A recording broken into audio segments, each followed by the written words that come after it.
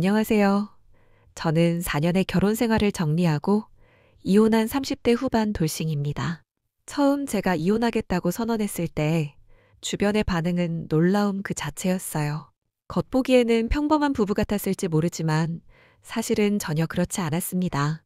물론 살다 보면 이런저런 안 맞는 부분도 있고 연애와 달리 결혼은 현실이다 보니 치열하게 살면서 다투기도 많이 다투게 되죠.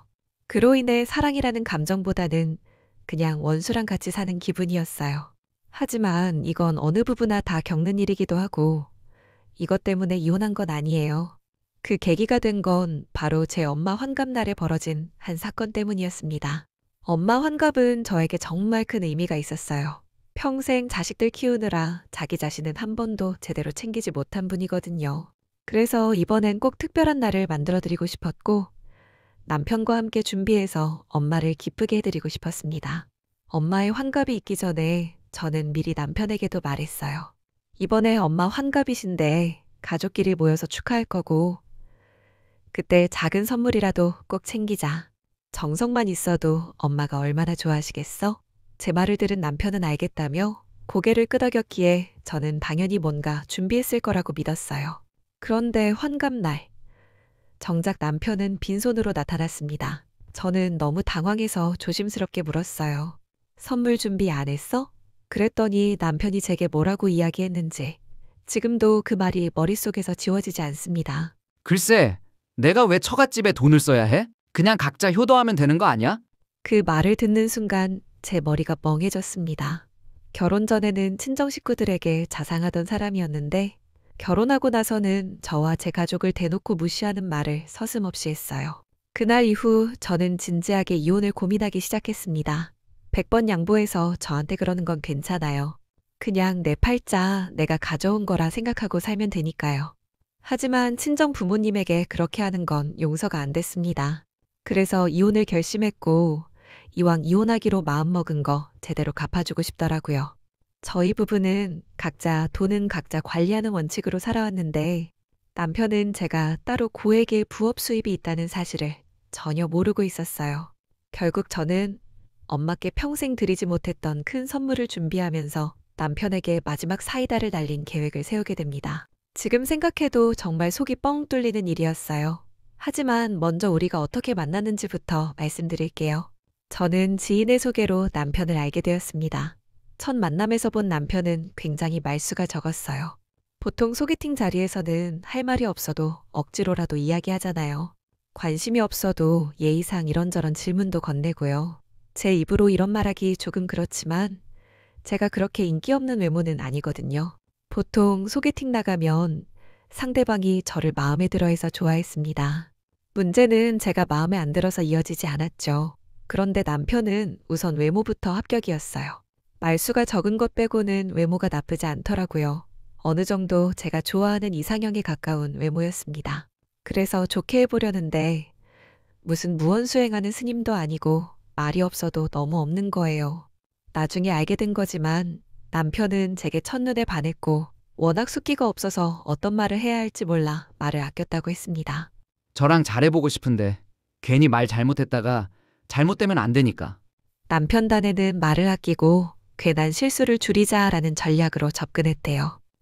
말을 안 하면 신비주의처럼 느껴지기도 하고 너무 좋아하는 티 내면 안 될 것 같아서 나름대로 자제한 거라고 했습니다. 제가 너무 마음에 들어서 너무 긴장했다 보니까 무슨 말을 해야 하나 그런 사고 자체도 불가능했대요. 그 말을 듣고 조금 웃겼지만 아무튼 남편 딴에는 잘해보려고 한 노력이었대요. 제 속은 터지기 일보 직전이었지만요. 그래서 결국은 제가 먼저 말을 걸어야 했습니다. 질문도 남편보다 훨씬 많이 했고요. 나중에는 내가 이 사람을 인터뷰하러 온 건가 하는 착각이 들 정도였어요. 보통 이런 경우면 속으로 이 사람 뭐야 하는 생각도 들기 마련입니다. 바쁜 시간 내서 왔구만. 지금 뭐 하자는 건가 어이없죠. 또 한편으로는 내가 마음에 안 드나 하는 생각으로 자존심이 상하기도 하고요. 그런데 이상하게도 남편의 이런 전략이 통했습니다. 늘 소개팅남에게 좋은 평가를 받던 저였는데 전혀 예상치도 못한 인간을 만났으니 얼마나 적응이 안 되든지 이 인간 뭐지? 내가 그렇게 별로인가 하는 생각과 함께 이상한 오기가 발동했습니다. 내가 그렇게 별로는 아닌데 이런 반응을 보이는 게 납득되지 않았거든요. 그래서 제가 더 적극적으로 행동했던 것 같아요.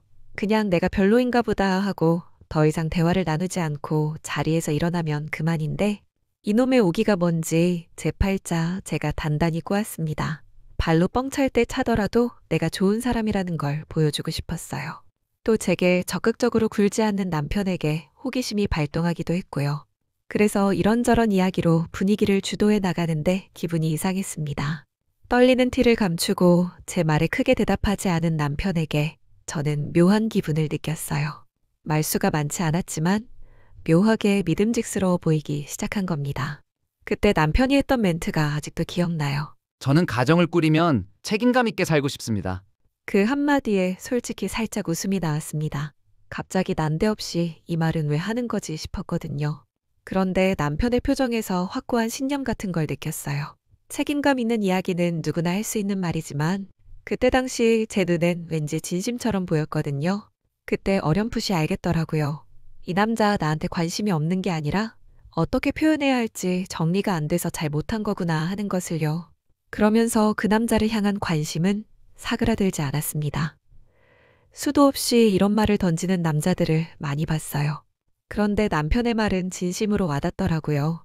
그리고 그때부터 남편은 조심스럽게 자신의 마음을 표현하기 시작했고 그게 싫지 않았던 저는 남편과의 만남을 이어나갔어요. 그렇게 우리는 연애를 시작했습니다. 결혼 전 남편은 확실히 성실하고 책임감 있는 남자라는 인상을 심어주려 무던히 노력했어요. 그러다 결혼을 약속하게 되면서 저희 부모님을 몇 번 만나게 되었는데 깍듯하게 인사하고 식사 자리에선 지갑을 번쩍 꺼내며 말했습니다. 사위가 있는데 장인? 장모님께서 내시면 안 되죠. 오늘은 제가 낼게요. 남편이 이렇게 말해도 실제로는 남편과 신경전하다가 부모님께서 내시는 경우가 많았지만 최소한 내려고 노력하는 제스처만큼은 잊지 않았어요. 부모님이 남편을 꽤 좋게 평가하셨습니다. 젊은 사람이 어색할 텐데 우리에게 잘하려고 노력하는 거 보니 예쁘다. 이런 사위라면 괜찮겠다. 고 좋아하셨고 저 역시 이런 남편이 더 좋아져. 결혼에 관한 결심을 확고하게 굳혔죠. 하지만 결혼 후의 현실은 달랐습니다. 처음 몇 달은 괜찮았어요. 그런데 시간이 지날수록 남편의 진짜 모습이 드러나기 시작했습니다. 특히 돈 문제에서 그의 이기적인 면이 적나라하게 드러났어요. 자신의 부모님께는 명절마다 용돈을 챙기면서 제 부모님께는 손 하나 까딱하지 않았습니다. 그러면서 하는 말이 각자 부모는 각자 챙기는 거 아니야? 였어요. 처음엔 이해하려고 했어요. 요즘 젊은 부부들이 그런 식으로 사는 경우도 많다고 들었거든요. 하지만 자신의 부모님께만 챙기면서 제 부모님께는 철저히 선을 그으니 이게 공평한 건지 의문이 들기 시작했습니다. 그리고 드디어 그 운명의 날이 왔습니다. 엄마의 환갑날이었어요. 저는 정말 열심히 준비했습니다. 엄마가 좋아하실 만한 레스토랑도 예약하고 가족들 모두 모이도록 연락도 돌렸어요. 그리고 남편에게도 몇 번이나 당부했죠. 작은 선물이라도 준비하자고요. 남편은 그때마다 응, 알았어. 라고 대답했어요. 그래서 저는 당연히 뭔가 준비했을 거라고 생각했습니다. 그런데 그날 남편이 정말 빈손으로 나타났어요. 심지어 카네이션 한 송이도 없이요. 선물은? 제가 당황해서 물었어요.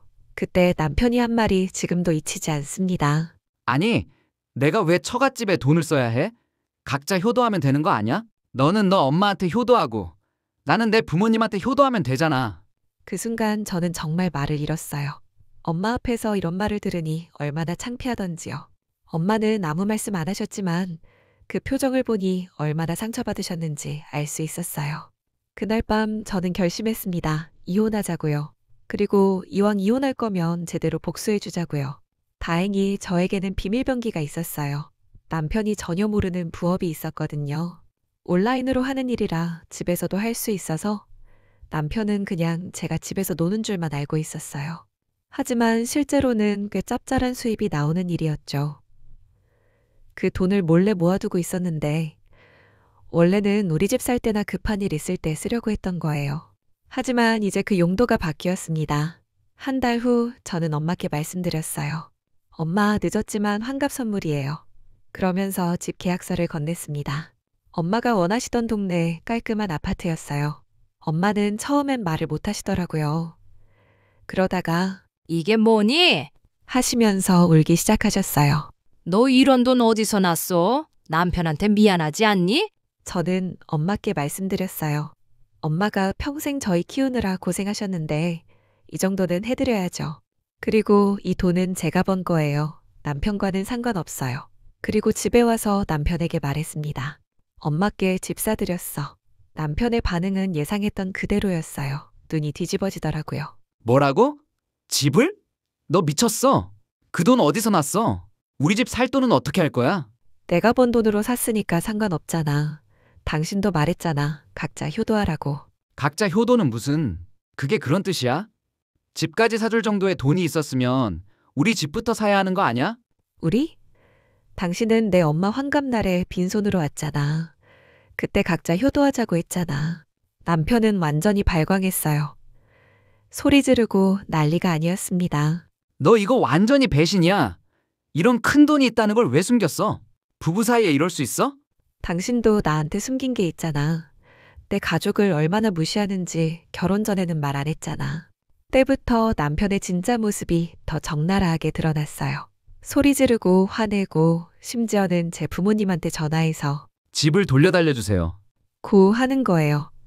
하지만 이미 늦었죠. 엄마 명의로 다 처리가 끝난 상태였거든요. 남편은 계속 울고불고 난리였어요. 내가 언제 너네 가족 무시했어? 그냥 각자 부모 챙기자는 말이 그렇게 잘못된 말이야? 그럼 당신 부모님께 용돈 드리는 것도 각자 하시지. 왜 가계부에서 빼가? 그건 말문이 막힌 남편을 보니 정말 속이 시원했어요. 이제 정말로 각자 살자, 이혼해. 결국 우리는 이혼했습니다. 재산 분할도 각자 가진 것만 가져가는 것으로 정리했어요. 남편은 끝까지 제가 숨겨둔 돈에 대고 고마워하세요. 매일 전화와서. 우리 딸 덕분에 이렇게 좋은 집에서 살게 됐다. 고마워하세요. 그리고 저는 정말 홀가분해요. 더 이상 눈치 보며 살 필요도 없고 제가 번 돈을 제 마음대로 쓸 수 있잖아요. 각자 효도하자던 남편 덕분에 정말 각자 살게 됐네요. 지금 생각해보니 그때 남편이 각자 효도하자고 한 말이 오히려 저에게는 해방구가 됐어요. 맞아요. 각자 사는 게 답이에요. 서로를 존중하지 못하는 관계라면 굳이 함께 살 이유가 없죠. 요즘은 부업도 더 열심히 하고 있고 엄마와도 더 자주 만나서 맛있는 것도 먹고 여행도 다니고 있어요. 이렇게 사는 게 훨씬 행복합니다. 진짜 각자 효도의 진정한 의미를 남편 덕분에 깨달았네요. 이 이야기를 들으신 분들 어떠세요? 속이 뻥 뚫리셨나요? 때로는 이런 사이다가 필요할 때가 있는 것 같아요.